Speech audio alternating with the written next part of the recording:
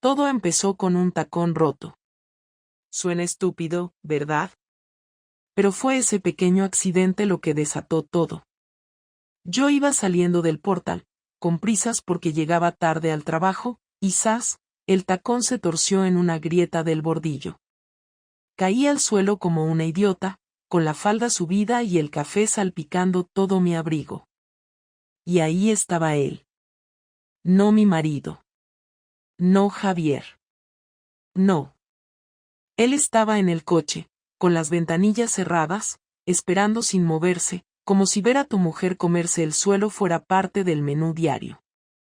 El que corrió a ayudarme fue otro. Un desconocido con barba mal afeitada, una chaqueta de cuero demasiado ajustada y una forma de sonreír que no había visto en años. ¿Estás bien?, me preguntó, ofreciéndome la mano. Y yo no sé qué fue más impactante, el golpe en la rodilla o sentir esa tensión, tan simple y tan ausente en mi día a día. Me reí como una tonta mientras me ayudaba a levantarme, y él hizo un comentario sobre cómo los lunes deberían estar prohibidos por ley. Nada del otro mundo. Pero algo en mí se encendió. Javier no salió del coche hasta que estuve de pie. Ni siquiera bajó la ventanilla. Me miró con cara de vaya forma de empezar el día y volvió a poner la radio.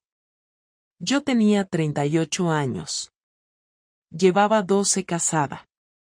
Y ese día, mientras cojeaba hasta el coche, con el desconocido todavía sonriendo desde la acera, entendí algo que no quería entender: estaba vacía. Invisible. Apagada. Lo demás vino solo. Las excusas. Las pequeñas mentiras.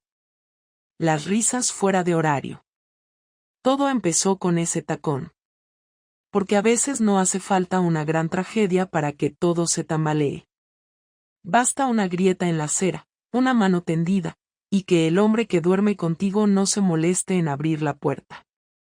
Y no me enamoré de ese tipo en la calle. No fue tan fácil. Pero fue la primera señal. La primera bofetada silenciosa que me hizo mirar lo que tenía, y lo que ya no quería.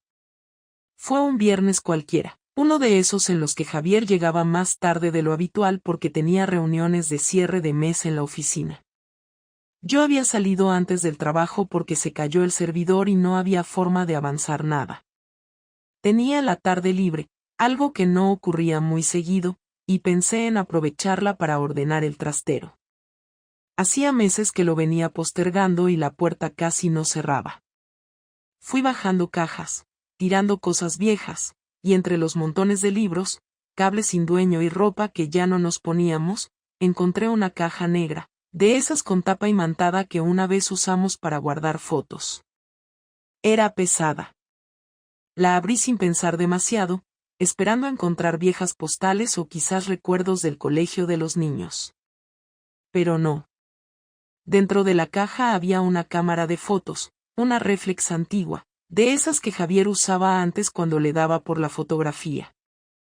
Me extrañó, porque él tenía todo su equipo en una estantería del despacho, siempre impecablemente limpio. Al lado de la cámara había 3 tarjetas de memoria.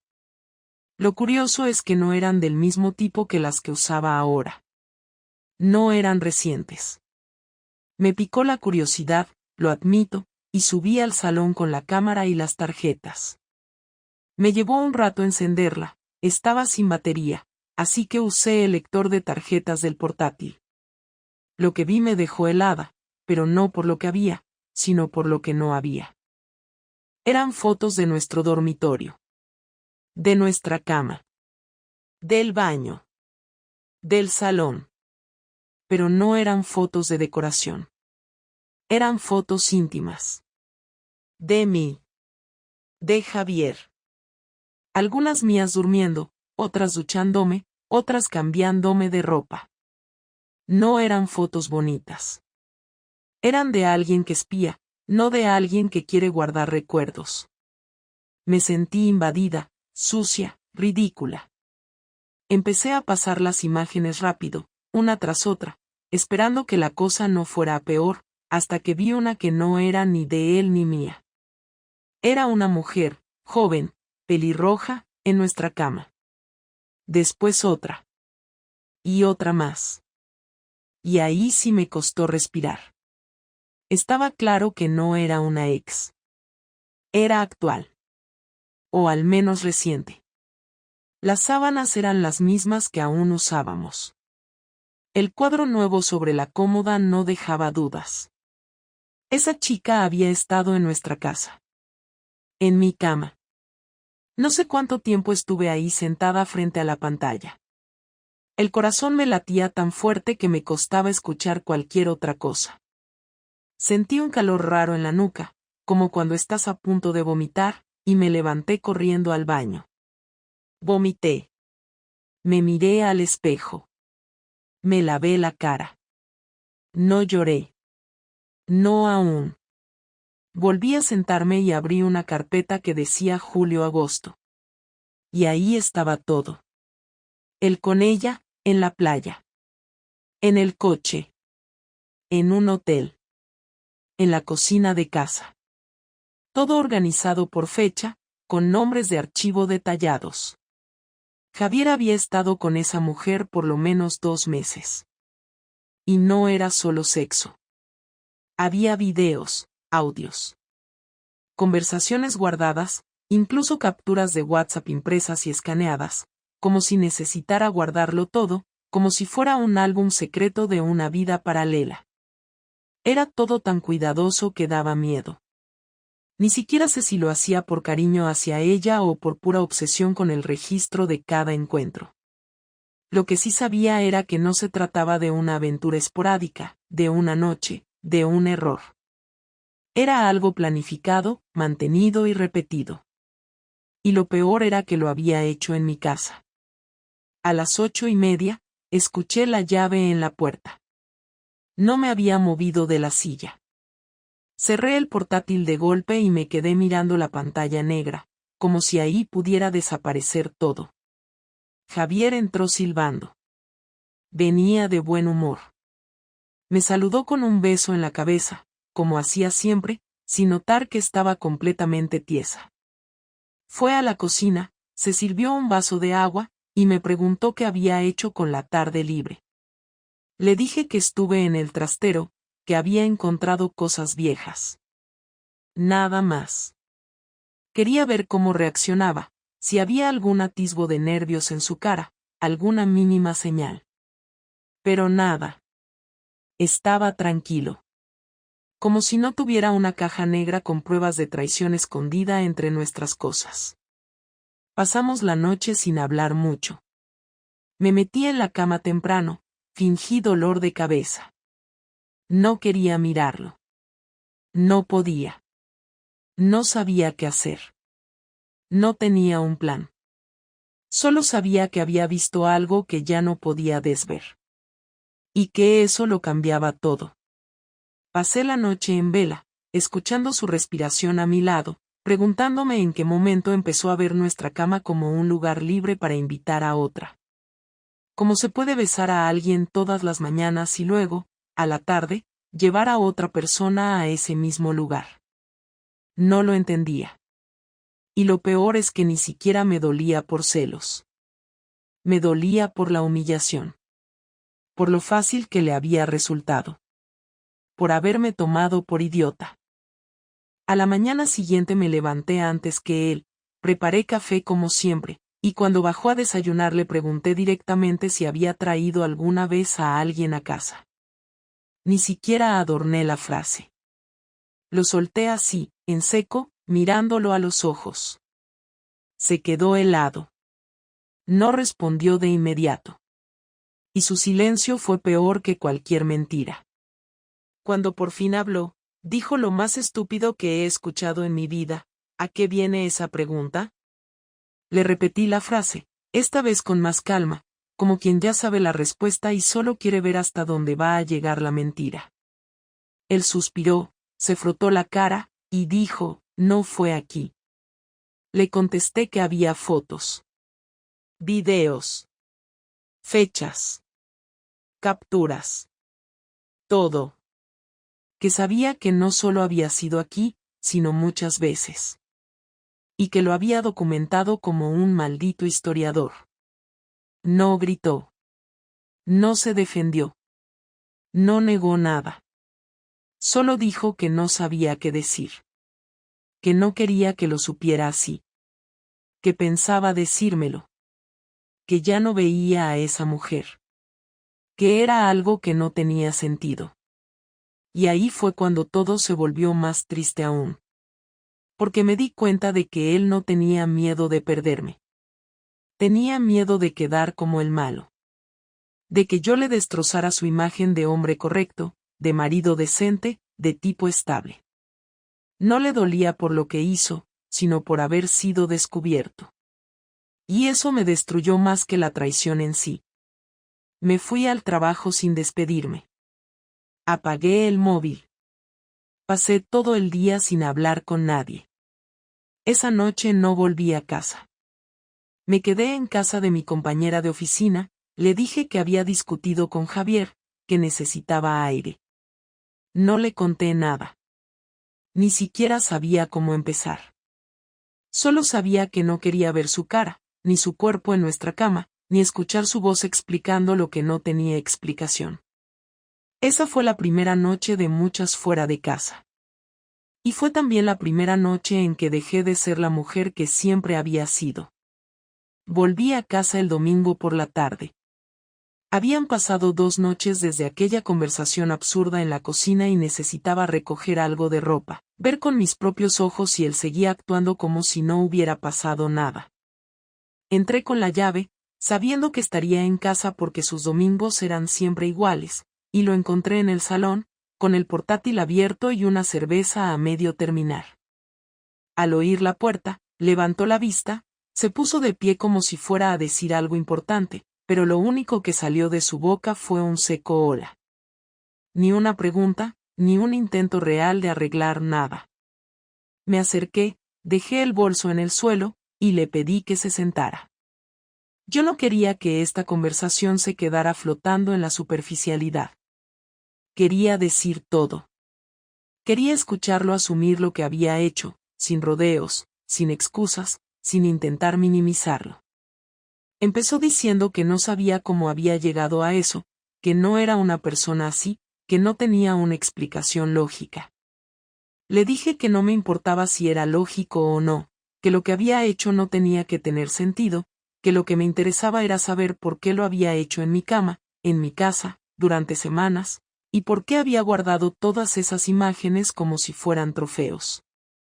Me miró con una cara mezcla de culpa y resignación, y lo único que dijo fue que al principio había sido un error, pero que después simplemente no supo cómo parar. Yo le pregunté si se había enamorado de ella. Dijo que no era eso, que era diferente. Le pregunté qué significaba diferente y no supo responder. Le dije que me daba igual si estaba enamorado o no, que lo que me había hecho no tenía vuelta atrás, que me había dejado con una sensación de asco, de vergüenza, de no reconocer el lugar en el que vivía. Él bajó la mirada, dijo que entendía mi dolor, que no se sentía orgulloso de nada. Le contesté que no se trataba de orgullo ni de dolor. Que lo que más me jodía era que ni siquiera hubiera intentado disimular. Que lo hubiera hecho todo con tanta calma, con tanta organización, como si no existiera la posibilidad de que yo descubriera nada, como si yo no tuviera derecho a saber la verdad. Le dije que si no hubiera sido por esa estúpida caja en el trastero, probablemente habría seguido con todo durante meses, quizás más, y que eso me hacía pensar que lo nuestro nunca le importó de verdad. Javier se quedó callado durante casi un minuto, y después dijo que quizás tenía razón, que en los últimos años él había sentido que nos habíamos distanciado, que ya no hablábamos como antes, que todo era rutina, y que no sabía cómo romper con eso sin destruir todo. Le respondí que lo destruyó igual. Que no importa si lo hizo buscando emoción o porque se sintió solo, que el daño era el mismo. Hubo un silencio largo. Él me miró y dijo que no quería perderme.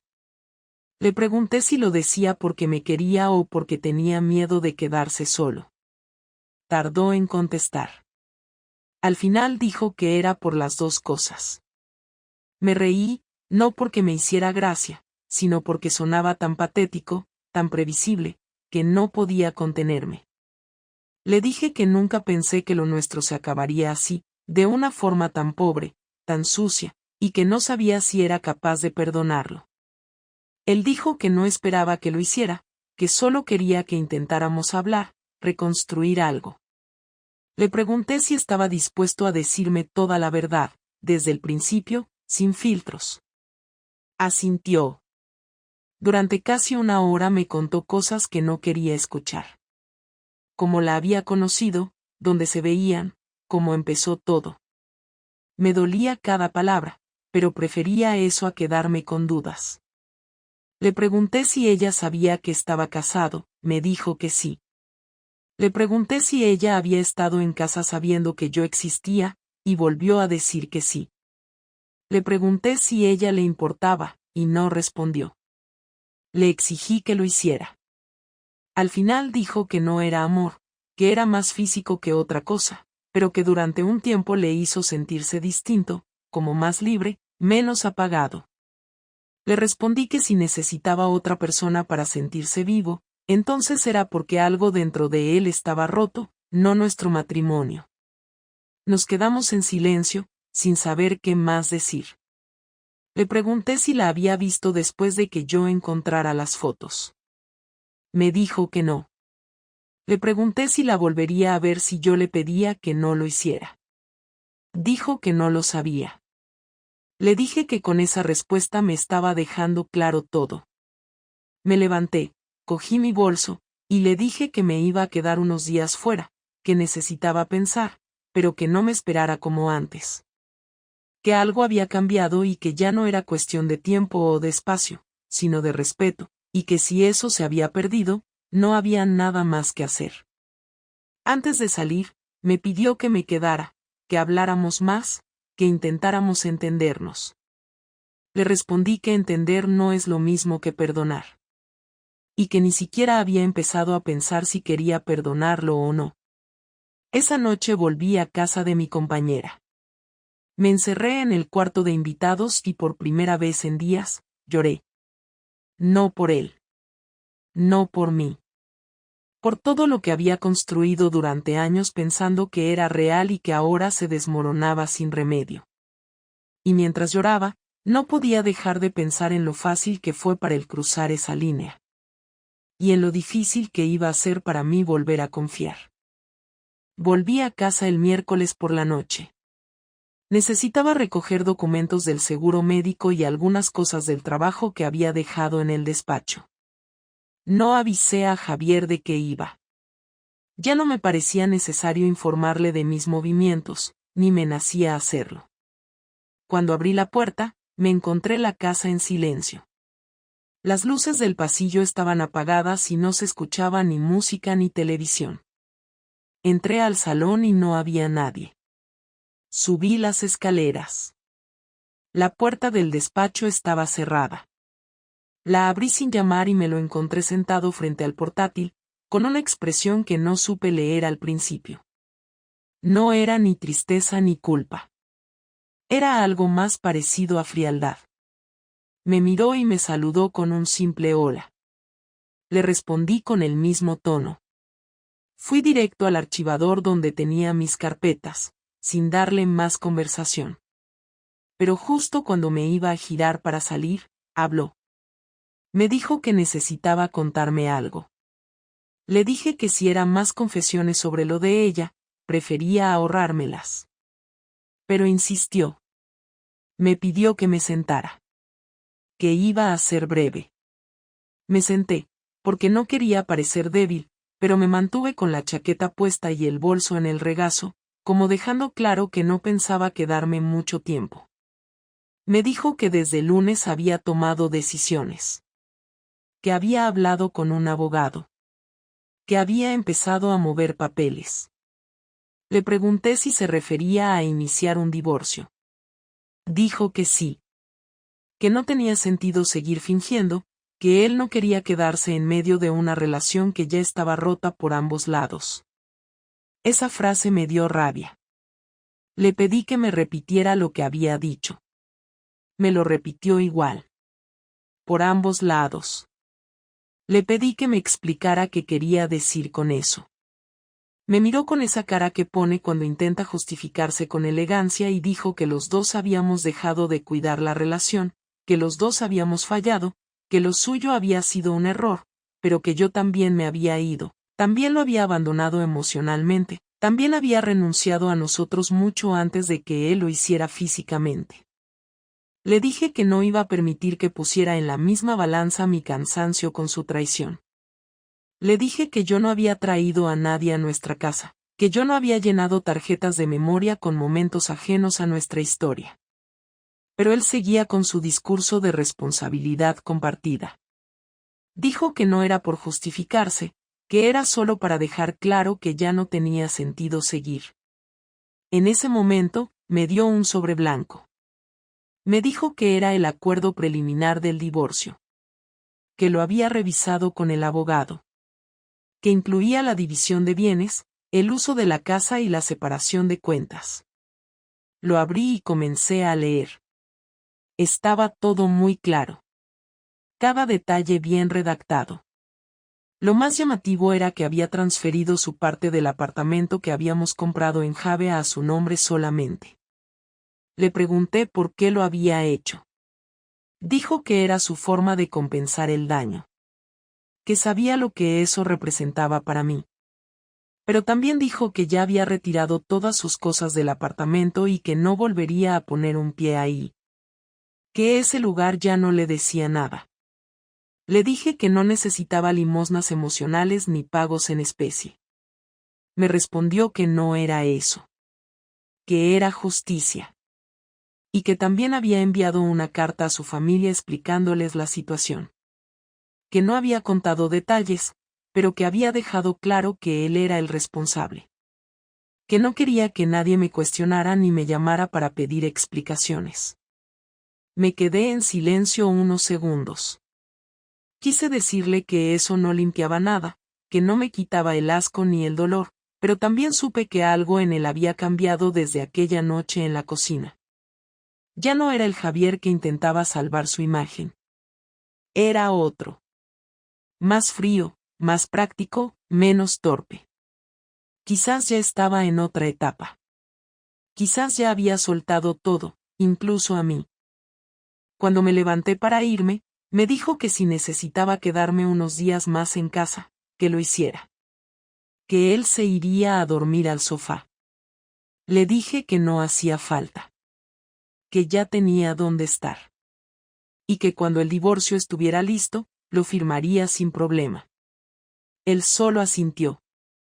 No intentó detenerme. No pidió una oportunidad. No preguntó si aún quedaba algo entre nosotros. Al día siguiente, mi compañera me llamó para decirme que alguien había dejado una caja con mis cosas en recepción. Fui a buscarla. Era una caja de cartón gris, con una etiqueta que decía privado. No tenía remitente, pero reconocí la letra de Javier. Dentro había algunas cartas, fotos nuestras de los primeros años, entradas de conciertos, y un pendrive. Lo metí en el ordenador, y había un solo archivo, un video grabado por él. Lo vi. Era él sentado en el mismo despacho donde habíamos tenido la conversación. Miraba a cámara, con la voz neutra. Decía que no quería que todo se perdiera como si no hubiera existido. Que a pesar de todo, los 12 años juntos habían sido reales. Que yo había sido lo mejor que le pasó. Que lo sabía desde el principio, pero que no supo cuidar eso. Que no esperaba perdón.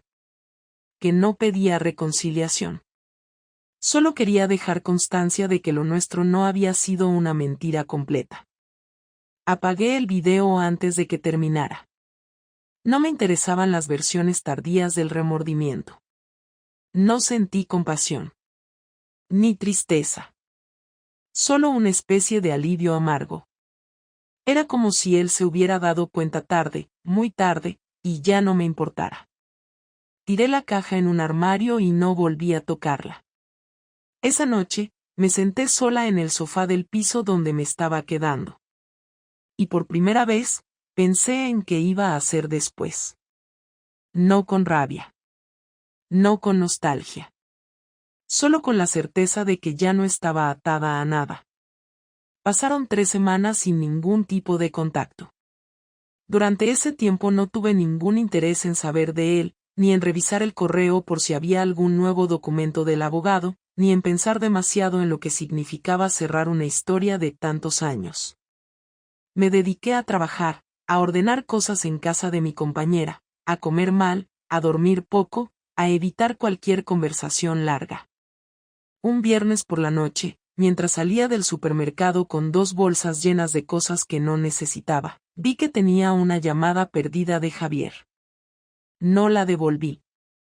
2 días después, me escribió un mensaje corto. Decía que necesitaba hablar conmigo, que era importante, que no iba a insistir si no quería, pero que no era un reproche ni una manipulación. Solo necesitaba que habláramos una vez más, sin papeles ni cuentas ni culpa. Lo pensé un día entero. El lunes le contesté. Le dije que podíamos vernos en la cafetería del parque, la que siempre quedaba a mitad de camino entre su trabajo y el mío. Me respondió con un gracias, estaré ahí. Cuando llegué, él ya estaba sentado. Llevaba una camisa que le regalé hace años, esa que casi no se ponía porque decía que era muy seria. Me miró de pie, esperó que me sentara, y recién entonces habló. Me agradeció que hubiera aceptado. Me preguntó cómo estaba. Le dije que regular. Que no esperaba estar bien tan pronto. Que no fingiera cortesía, que fuera al grano. Asintió, tomó un sorbo de su café, y empezó a hablar. Dijo que no sabía si esto servía de algo, pero que no quería quedarse con la última imagen de nosotros como 2 personas rotas intentando fingir que eran extraños. Dijo que había estado en terapia. Que había empezado a ir apenas yo me fui de casa. Que en esas sesiones había dicho cosas que nunca había verbalizado en su vida. Habló de su infancia, de su forma de relacionarse, de cómo le costaba hablar cuando algo no funcionaba. Yo lo escuchaba sin interrumpir. No porque me conmoviera lo que decía, sino porque necesitaba entender si había un motivo real detrás de todo o si solo era otra forma de limpiarse la culpa. Después de casi 10 minutos hablando él solo, le pregunté por qué necesitaba contarme todo eso ahora. Dijo que no era por él. Que era por mí. Que no quería que yo me quedara con la imagen de un hombre cobarde que rompió todo sin pensar en las consecuencias. Le contesté que esa imagen ya era parte de la historia, que él podía hacer terapia, mejorar, reconstruirse, pero que lo que yo viví no se borraba con explicaciones. Me dijo que lo sabía. Que no esperaba que lo borrara. Que solo quería que supiera que había cambiado. Le pregunté si seguía viendo a la otra. Dijo que no. Que ella había intentado volver a hablarle, pero que no le respondió. Que no tenía sentido seguir con eso. Que fue una manera de escapar de algo que no supo nombrar. Le pregunté si había alguien más. Me dijo que no. Que no tenía cabeza para nada. Que no quería nada con nadie. Le pregunté si aún pensaba que los 2 habíamos fallado. Dijo que no. Que había dicho eso para no sentirse tan culpable, para pensar que la culpa estaba repartida, pero que sabía que no era justo. Que yo estuve ahí todo el tiempo, que yo intenté muchas veces hablar, mejorar, resolver. Y que él eligió no hacerlo. Le dije que eso no cambiaba nada. Que agradecía que lo admitiera, pero que ya no tenía impacto en mí. Que todo lo que tenía que sentir lo sentí los primeros días. Ahora solo estaba cansada. No quería revancha, ni justicia, ni reparación. Solo quería cerrar bien. Saber que lo que compartimos no había sido una pérdida completa de tiempo. Me miró y me dijo que no. Que no lo fue. Que si pudiera volver atrás, cambiaría muchas cosas, pero que no cambiaría haberme conocido. que los años buenos con él fueron reales. Que lo lamentaba de verdad. Que me quería. Le respondí que yo también lo quise. Mucho. Y que eso es lo que más duele. Haber querido tanto y terminar así. Pero también le dije que no quería volver. Que no podía. Hizo una pausa larga. Dijo que no esperaba que lo hiciera. Que solo quería saber si algún día podríamos ser algo parecido a amigos. Le respondí que no. Que al menos no ahora. Que no sabía si algún día. Que a veces las cosas se rompen y no se arreglan. Y que eso no tiene que ser una tragedia. Solo una verdad. Me miró y asintió. Dijo que lo entendía. Pagó la cuenta sin preguntarme. Me acompañó hasta la puerta. Nos quedamos parados en la acera unos segundos. Me preguntó si necesitaba algo de la casa. Le dije que no. Que ya no quería nada. Ni objetos ni recuerdos. Que todo lo que me había dolido ya lo había soltado. Nos despedimos con un gesto simple. No hubo abrazo. No hubo lágrimas. Solo un cruce de miradas que decía todo lo que no hacía falta repetir. Me fui caminando sin mirar atrás.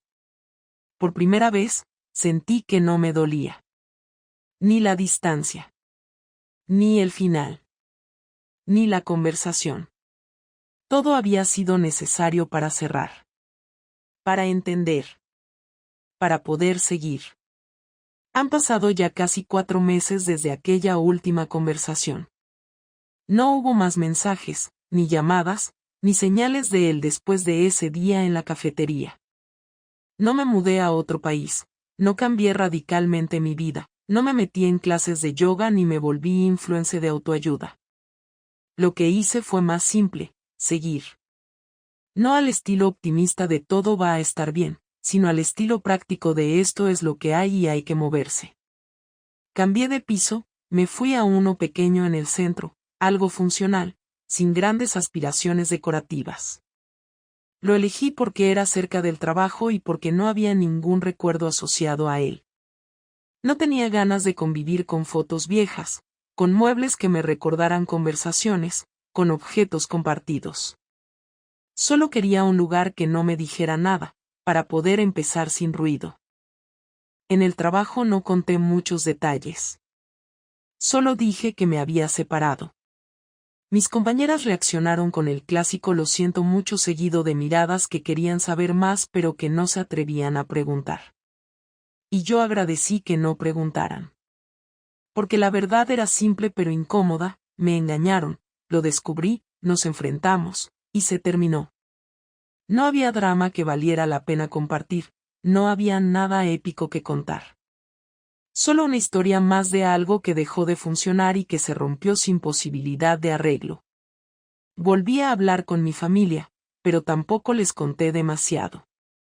No por vergüenza, sino porque no quería escucharlos decir que ellos ya sospechaban, o que quizás yo tenía parte de culpa, o que era lo mejor que podía haber pasado. No quería consejos ni lecciones de vida. Solo quería que me dejaran en paz. Me fui distanciando, no de forma agresiva, pero sí con límites. Entendí que nadie realmente entiende nada de lo que pasa en una relación si no estuvo dentro de ella. Las opiniones desde afuera sirven de poco. Y casi siempre estorban más de lo que ayudan. No volví a ver a la mujer con la que Javier estuvo. Nunca supe si era alguien de su entorno laboral o alguien al azar. Al principio me daban ataques de curiosidad, ganas de buscar su nombre, de mirar sus redes, de entender que tenía ella que yo no. Pero me di cuenta de que esa era la pregunta equivocada. No se trataba de lo que ella tenía. Se trataba de lo que él decidió hacer. Y punto. No era una competencia entre dos mujeres. Era una decisión individual, cobarde, planificada y escondida. Y la responsabilidad era toda suya. Con el tiempo, empecé a recuperar pequeñas rutinas que antes no tenía. Empecé a salir sola a caminar los domingos por la tarde, a tomar café en silencio en bares donde nadie me conocía, a mirar series sin tener que preguntarle a nadie si le parecía bien ver un capítulo más. A veces me aburría. A veces me sentía sola. Pero al menos no me sentía vigilada, ni observada, ni juzgada. Y eso, en mi estado, era suficiente. No he vuelto a tener una relación. Tampoco he tenido ganas. No porque haya perdido la fe en los hombres o en el amor, sino porque no tengo ninguna necesidad de compartir nada con nadie todavía. Estoy cansada de justificarme, de explicarme, de negociar espacios. Necesito respirar sin tener que explicar por qué respiro así. Y cuando tenga ganas de volver a compartir algo, será desde otro lugar, con otras reglas, y sin tolerar cosas que antes dejaba pasar para evitar conflictos. Lo que aprendí de todo esto no es una gran revelación. No hay una lección de vida redonda que cierre esta historia con moraleja. Solo aprendí que uno puede amar mucho y aún así ser traicionado. Que uno puede hacer las cosas bien y no evitar que el otro las haga mal. Que el amor no es garantía de nada. Y que a veces, la persona con la que imaginaste tu futuro se convierte en parte de tu pasado sin previo aviso. Eso duele, sí. Pero no mata. Y uno sigue. No porque sea fuerte, sino porque no queda otra. Hoy me miro al espejo y veo una mujer distinta. No más sabia, ni más valiente. Solo más clara. Sé lo que quiero. Sé lo que no acepto. Sé cuando algo me hace bien y cuando algo me destruye. No necesito que nadie me valide ni me complete. Estoy entera con todo lo roto. Y eso es más que suficiente por ahora. Si algún día vuelvo a enamorarme, será porque quiero, no porque necesito. Y si no vuelve a pasar, también está bien. No tengo miedo a estar sola. Ya estuve sola dentro de una pareja. Y no hay peor soledad que esa. El divorcio se firmó hace una semana. No lo vi. Firmamos por separado. El abogado me dijo que él se mostró cordial, que no hizo problemas, que parecía tranquilo. Me alegró saber que no hubo escenas, ni intentos de última hora, ni gestos vacíos. Fue un cierre limpio. Y eso es lo único que pedía. Ahora todo está en manos del tiempo. De mi paciencia. De mi decisión de no mirar atrás más de lo necesario. No quiero venganza. No quiero revancha. Solo quiero paz. Y eso, al menos por ahora, lo tengo.